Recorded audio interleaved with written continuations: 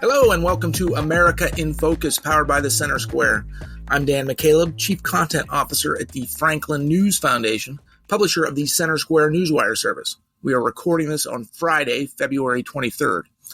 Antisemitism has been on the rise across the U.S. over the past several years, but ever since the terrorist group Hamas invaded Israel in a deadly sneak attack last October, and Israel responded by invading Gaza, where Hamas operates, cases of anti-Semitism have spiked dramatically, particularly on college campuses. The Department of Education has received dozens of complaints about the matter. Joining me today to discuss this disturbing trend is Casey Harper, the Center Square's Washington, D.C. Bureau Chief. How are you, Casey? Doing good, Dan. How are you? I am doing well, thank you.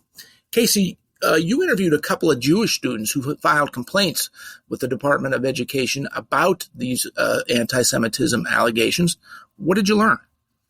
Yeah, this is really interesting interviews. One Jewish student and one of his friends who's not Jewish but was very interested in the issue and actually leads a conservative club on campus. I got an inside look into, what has become a very personal issue for many of these students. Of course, there's a war thousands of miles away. Of course, members of Congress are debating how many billions or do we send any at all to help Israel in their fight? Do we send money to those affected in Gaza? But even though this conflict is in the minds of many Americans a political issue that's far away, for some it's a religious issue. But for Jewish students on university campuses, it's become very personal, and they're actually worried about their safety. So one the student I interviewed was Ethan Melman. Now he's over in your neighborhood, Dan, born and raised in Chicago. He's a Jewish student, and he attended one of these pro-Palestine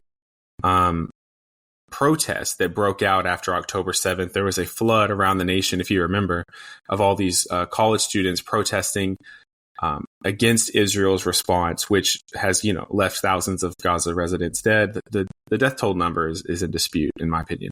But this is the University of, Illinois-Champaign, Urbana, right? Is that close to you, Dan? Are you in that neighborhood? Well, a few hours away. A few hours away, yeah. Chicago is, and the suburbs are huge. I know that. Yeah. So Melman goes to this protest as a Jewish student. He's kind of infiltrating it.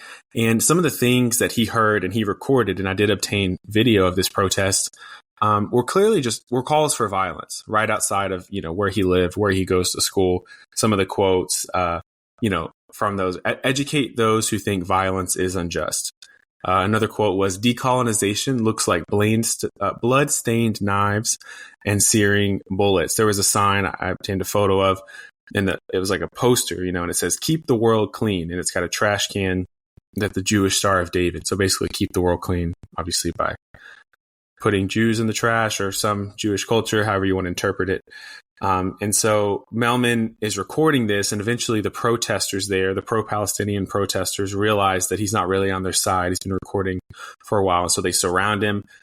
They cover him with signs to, keep him from being able to video. He says he was kind of struck by these signs, and they were, yelling all these different things. And so, the protest goes on. Of course, he didn't really shut it down or anything. It was just kind of a dramatic, tense moment of this protest.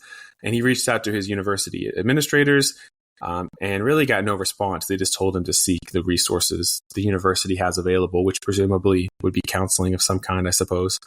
And then his friend, Ian Tang, who's the other student who leads the conservative club, he sent a letter to the Department of Education asking them to to do something about this. The Department of Education, there's a segment within that agency that deals with complaints just like this. It's called shared ancestral complaints. And a theme that I've noticed in these is that it seems like very little gets done. He hasn't really seen any action since he sent that letter. He got a response confirming, that they received it. But it seems from his perspective, nothing has been done. Nothing's been done by the administrators, despite the calls for violence. Many of these protests, they're calling for genocide of Jews and saying that basically violence against Jews is justified because Jews are colonizers of this land. And there's a very long history and debate about all that. But I thought it was interesting to take what is a big political debate and see how there are many, many American Jewish students who this has become a reality for them when they walk out their dorm rooms. to see calls for violence against their own people. And well, first of all, I can see how that can be an intimidating situation, Casey, for anybody. I'd feel intimidated, if I was surrounded by a group of people who were protesting against my heritage, essentially, and screaming and putting signs in my face, etc. So that these people, or these two that you talked to, they filed a complaint with the Department of Education. We know of at least dozens of other complaints similar to this one that were filed from campuses across the country. What did the Department of Education tell you about it, Casey?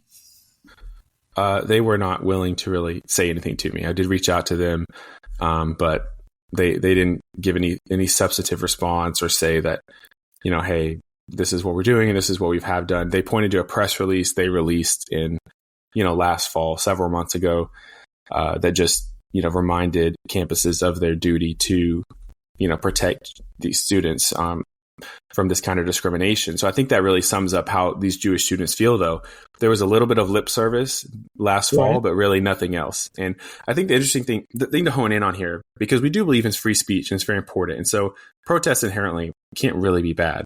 But it's the calls for violence, the specific calls for violence, which I've seen video of, not just on this campus, but in others. Because you could imagine a different situation where people are protesting the war of Russia, for instance, protesting Russia's invasion of Ukraine, and saying, Putin needs to be stopped. We need to fight Russia. We need to send aid to them. And that's a political protest. That's very different from saying death to all Russians, right? All American Russians. Right. And I think that's the distinction to make. The calls for violence against that very people, not just the political issue that's happening. And we've seen these protests. Of course, they've been very public on college campuses. There have also been calls for the complete annihilation of the Jewish state of Israel. So all right, Casey, the Department of Education has these complaints, has opened investigations. Do you see it leading anywhere, or is it that they just hope this whole thing goes away?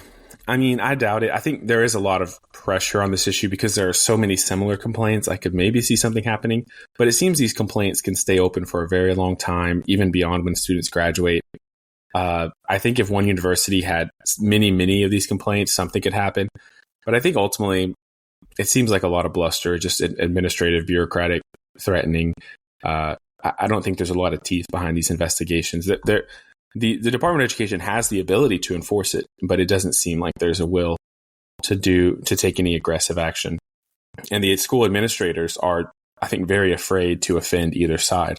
I think they're very afraid of being seen as pro-Israel in any sense because there's such a strong pro-Palestine sentiment on campuses that I think they really could lose their jobs. We've seen university presidents lose their jobs or take a lot of heat for disagreeing with kind of the liberal orthodoxy on campuses. And so I think they're trying to toe that line and just ride it out, be silent, and hope the issue goes away. Very interesting. Casey, thank you again for your insight. Listeners can keep up with this story and more at thecentersquare.com. For Casey Harper, I'm Dan McCaleb. Please subscribe, and thank you for listening. Some people would call him a loser. He ran for state office. He was beaten. He started a business. He failed. He ran for Congress. He lost. He was nominated for vice president. He lost again. But he knew only those who never tried are the real losers. And Abraham Lincoln was no loser. Persistence. Pass it on. From the Foundation for a Better Life at values.com.